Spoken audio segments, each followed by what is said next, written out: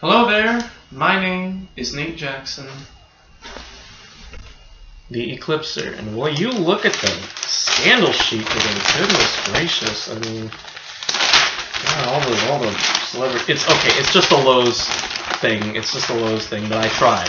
You know, I can do intros too, just like Criterion 8. I can make funny intros, haha, whatever.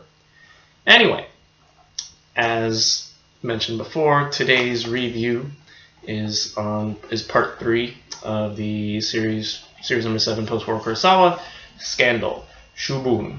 It's from 1950, 105 minutes, black and white, monorail in Japanese with optional English subtitles, 1.31 to 1 aspect, 133, the aspect ratio, you know what it is. I don't have much to say about this movie outside of it's good. So good that I might be getting it just for the set, just for this movie. It stars Toshiro Mifune as a painter, Ishiro Aoi, and he ends up meeting this singer, Miyako Saigo, played by Yoshiko Yamaguchi, and he gives her a ride back to her hotel on, I guess they're staying at the same hotel, on his motorcycle, and while he's there, he ends up getting his photo taken with her by these paparazzi who are hiding outside the hotel, and they end up selling it to this tabloid paper, Amour magazine. And you know, he's kind of disgraced, I guess, by it, and he's like, no, you know, he didn't happen. And so he ends up hiring a lawyer, the lawyer Hiruta, played by the Kurosawa stalwart Takashi Shimura, who agrees to defend Ichiro. However, unbeknownst to him, Hiruta has been paid by Amour magazine to throw the case, basically screw it up. And at first, Hiruta goes forward with the plan. However, after he sees how Ichiro takes care of his sick daughter, Masako, who's like sick with a fever, and he ends up, you know, Ichiro goes to visit her while he's visiting with Hiruta.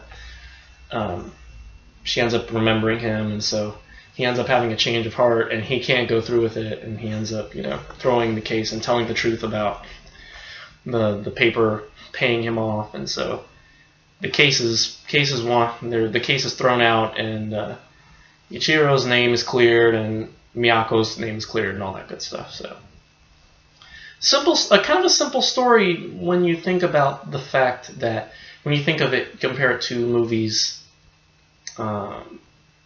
released in America at the time.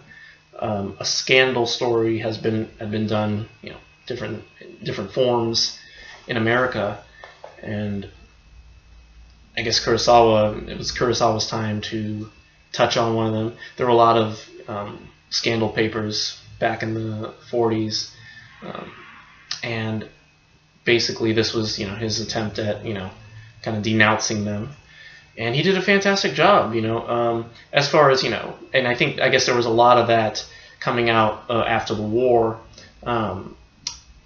and like that was just the topic that he wanted to touch on. So again, I don't have much else to say out, but it's a fantastic story. Shimura kind of steals the spotlight from Mifune. Mifune's, you know, this young, handsome Japanese actor that everybody loved, but you know, Shimura kind of stole it. You know, and it's sort of, a lot of it set up what we'd be seeing later in Ikiru, the character he plays. Very, you know, very heartbroken. He plays heartbroken very well, I have to say that. And that's all I have to say. It's a great movie. Scandal gets an A from me. It, again, I think is good enough that I will end up buying the post-Kurosawa set when the time comes. And I only hope that the next 2 films we have to watch are just as good as this one. So that's it for me. Thank you for watching, and we will see you all tomorrow for The Idiot. And until then, goodbye.